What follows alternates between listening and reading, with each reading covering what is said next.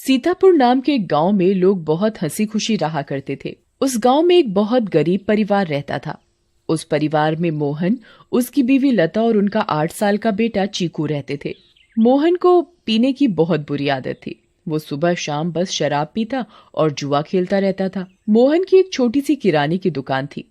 मोहन कभी भी उस दुकान को ठीक तरीके से नहीं चलाता था और जितना भी थोड़ा बहुत उस दुकान से कमाता था वो सारी कमाई शराब पीने और जुआ खेलने में उड़ा देता था। वो रोज शराब पीकर लता को मारता था और उसे घर चलाने के लिए कोई पैसे नहीं देता था। एक रात लता और चीकू भूखे बैठे थे क्योंकि घर में खाने के लिए कुछ नहीं था। वो देर तक मोहन का इंतजार करते रहे। अचानक दरवाजे पर खटखटाने की आवाज आती है। माँ, लगता है पापा आ गए। वो जरूर हमारे लिए कुछ खाने को लाए होंगे। हाँ बेटा, अब हम सब मिलकर पेट भरकर खाना खाएंगे। लता जल्दी से दरवाजा खोलने जाती है। जैसे ही वो दरवाजा खोलती है तो देखती है कि मोहन के दोस्त मोहन को पकड़कर खड़े हैं और मोहन नशे की हालत में है। अरे भैया, इतनी रात को आप लोग? अरे भाभी जी, क्या बताएं, आज तो मोहन ने हद ही कर दी। इतनी शराब पी रखी थी कि इसे इतना भी होश नहीं था कि ये कहाँ पड़ा है। हम इसे चौराहे पर से उठा कर लाए हैं।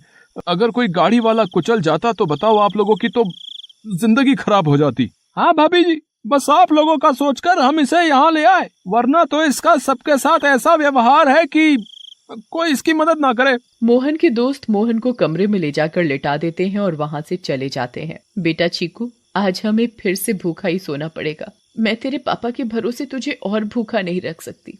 अब मुझे ही कुछ काम करना पड़ेगा। तू बस आज थोड़ी सी भूख बर्दाश्त कर ले। ठीक है माँ। चीकू और लता दूसरे कमरे में सोने चले जाते हैं। तभी मोहन नींद में बड़बड़ाने लगता है।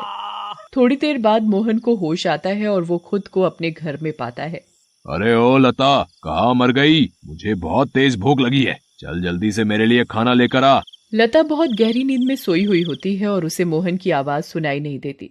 मोहन 4-5 बार आवाज देता है पर लता नहीं उठती। मोहन गुस्से से लाल हो जाता है और कमरे में रखे एक मोटे से डंडे को उठाता है और दूसरे कमरे में जाता है जहां लता और चीकू सो रहे होते हैं। वो डंडे से लता को बुरी तरह पीटने लगता है।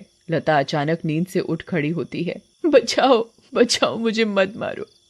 मैंने क्या किया? मेरी क्या गलती है जो आप मुझे ऐसे बुरी तरह मार रहे हो? मैं आधे घंटे से आवाज दे रहा हूँ कि मुझे खाना दे दे और तू यहाँ घोड़े बेचकर सो रही है, हैं? ऊपर से मेरे साथ जुबान लड़ा रही है। मोहन लता को बहुत मारता है। आवाज सुनकर चीकू भी नींद से उठ जाता है। वो अपनी माँ को बचाने की बहुत कोशिश करता है पर मोहन किसी की नहीं सुनता और लता को बहुत मारता है। अगली सुबह जब लता उठती है तो उसे बाहर कुछ शोर सुनाई देता है। वो बाहर जाकर देखती है तो लोगों की भीड़ लगी होती है। लता पास जाती है और पूछती है, क्या हुआ रजनी भाभी? अरे तुम्हें नहीं पता क्या? क्या नहीं पता, बताओ क्या हुआ? यही कि चंपा के पति को कल रात एक चुड़ैल उठाकर ले गई। क्या? ये कैसी बातें कर रही हो भाभी आप? चुड़ैल वुड़ैल कुछ नहीं होता। आप भी किसी की बातों पर यकीन कर रहे हो। यकीन कैसे ना हो बहन, मैंने खुद अपनी आंखों से उस भयानक चुड़ैल को देखा है। उसके लंबे बाल, लंबे लंबे नाखून और दांत, उसकी लाल आंखें और डरावना चेहरा मैं कभी नहीं भूल सकती। जब मैं आधी रात को पानी पीने के लिए उठी तो थोड़ी ठंडक लेने के लिए खिड़की पर खड़ी हो गई थी और तभी मैंने देखा कि एक चुड़ैल चंपा के पति को हवा में उड़ाकर ले जा रही है। ऐसी बात है तो हमें संभल कर रहना होगा और शाम होते ही अपने घर के खिड़की दरवाजे बंद करने होंगे। अब बिल्कुल सही कहा लता भाभी आपने। सब अपने घर चले जाते हैं। लता भी काम ढूंढने निकल पड़ती है। वो घर घर जाकर काम मांगती है पर उसे कहीं काम नहीं मिलता। अंधेरा होने लगता है और आखिर में उसके पापा का तो सभी को पता है कि वो ठीक से कमाते तो है नहीं और जो कमाते हैं उसे दारू में उड़ा देते हैं। इसीलिए मैं ही काम ढूंढ रही हूँ ताकि अपना और अपने बच्चे का पेट भर सकूं। ऐसी बात है तो मेरे पास एक काम है। मेरी माँ बहुत बड़ी हो गई है और बिल्कुल चल फिर नहीं सकती। मैं उनकी देखभाल के लिए किसी को देख रहा था, पर अगर तुम चाहो तो तुम ये काम कर सकती हो। मैं तुम्हें महीने के 2000 रुपए दूंगा। आपका बहुत बहुत धन्यवाद। बस एक दिक्कत है कि तुम्हें देर रात तक रुकना होगा, जब तक कि वो सो नहीं जाती। मुझे मंजूर है सरपंच जी। ये लो फिर 500 रुपए और कल से आ जाना। लता खुशी खुशी घर जाती है और ये बात चीकू को बताती है। दोनों बहुत खुश हो जाते हैं। तभी वहाँ मोहन आ जाता है। क्या बात है, किस बात की इतनी खुशी मनाई जा रही है? मुझे उनकी बड़ी माँ का ध्यान रखना होगा, जिसके बदले वो मुझे पूरे 2,000 रुपए देंगे। तू कहीं भी जाकर मर, मुझे कोई फर्क नहीं पड़ता, बस मुझे दारू पीने के लिए पैसे मिलने चाहिए। तभी मोहन को लता के हाथ में कुछ पैसे दिखते हैं। मोहन वो पैसे लता से छीन लेता है। लता बहुत रोती है और अपने पैसे मांगती है, पर मोहन उसकी एक नहीं सुनता और दारू पीने चला जाता है। लता उन पैसों में से कुछ पैसे अपने पल्लू में पहले से ही बांध लेती है, जिसका वो घर का राशन ले आती है। उस दिन लता और चीकू पेट भरकर खाना खाते हैं, चैन की नींद सोते हैं। दूसरी ओर चुड़ैल का आतंक शुरू हो जाता है।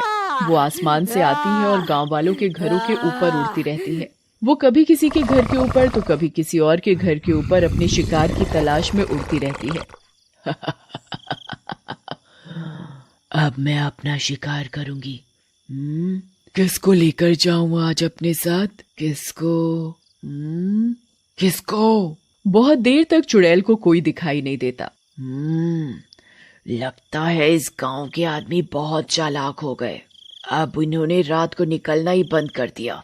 अगर ऐसा रहा तो मैं अपना शिकार कैसे करूंगी? किसको लेकर जाऊं अपने साथ? किसको लेकर जाऊंगी अपने साथ? तभी भोला रात को घर के बाहर आता है और रस्सी पर सूख रहे कपड़े उतार कर इकट्ठे करने लगता है।